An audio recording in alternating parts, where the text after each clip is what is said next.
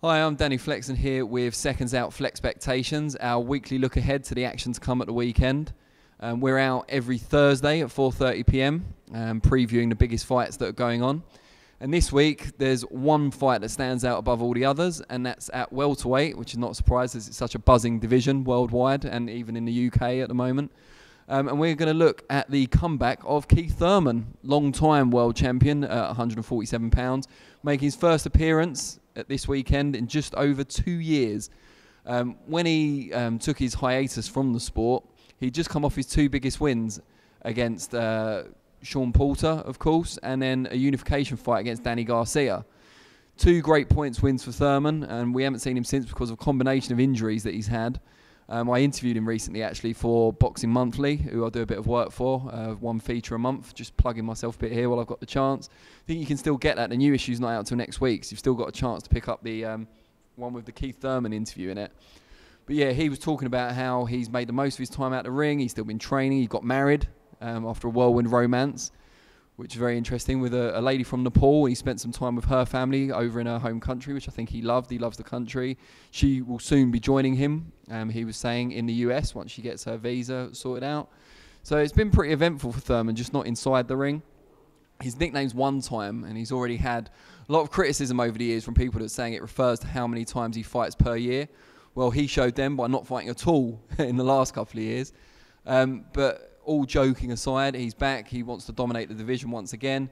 It's going to be not too difficult for him to get the fights, at least. He's a PBC fighter, as is Sean Porter, who he could rematch. Porter won the vacant WBC title against Garcia after Thurman was forced to relinquish that belt because of his injuries and his time on the shelf. Another PBC fighter is, of course, Errol Spence. That could be another big fight for Thurman.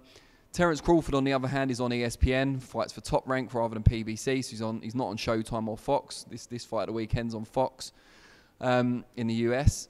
But he's, in the interview we did, and I don't want to keep plugging it, but he discredited Crawford to an extent, saying that he's yet to prove very much at welterweight, even though he's got a belt that he won from Jeff Horn. So Thurman looks to be looking towards a rematch with Porter and maybe a fight with Errol Spence more so than he is Terence Crawford, which obviously works out from the TV conundrum that's going on at the moment as well.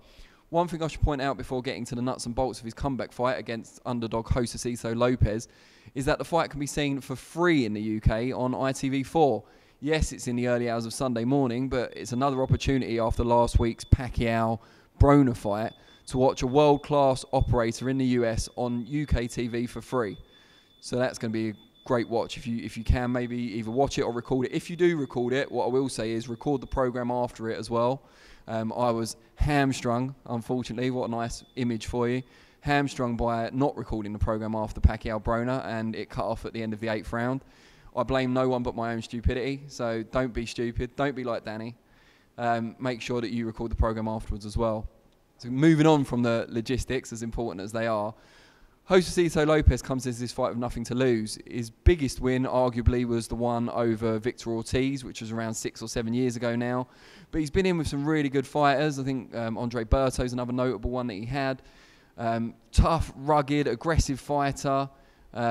He's under Robert Garcia out in the US, which is obviously a thriving gym. Mikey Garcia, Robert's brother, trains there as well. He's going in against Errol Spence soon.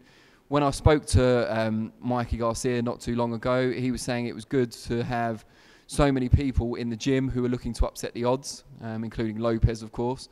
So it'll be interesting to see what comes of that. Lopez, again, like Pablo Cesar Cano, who upset Jorge Linares last week, he's got everything to gain from this fight. Thurman could be rusty coming off the 2-year layoff. He'll have been in the gym. He'll have worked hard.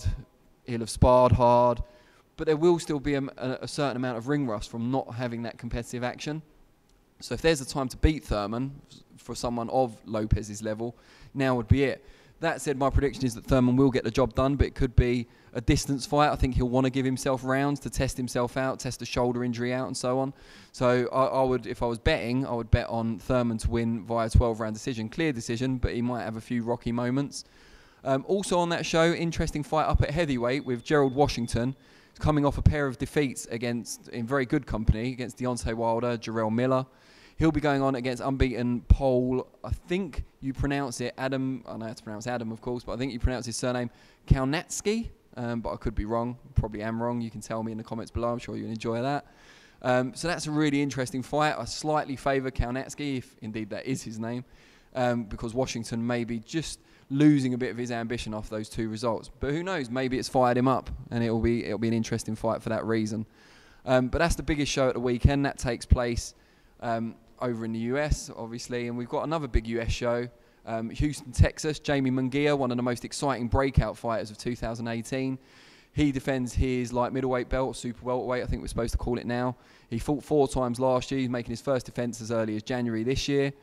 He's an exciting fighter to watch, so if you get a chance to tune into that one, please do. You won't regret it.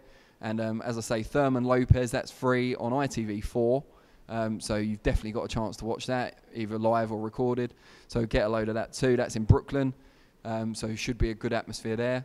And we'll be back next week with FLEXpectations, 4:30 p.m. Thursday. But also we do our weekly reflections show on a Monday at 4:30 p.m. where we look back on the action that's taken place.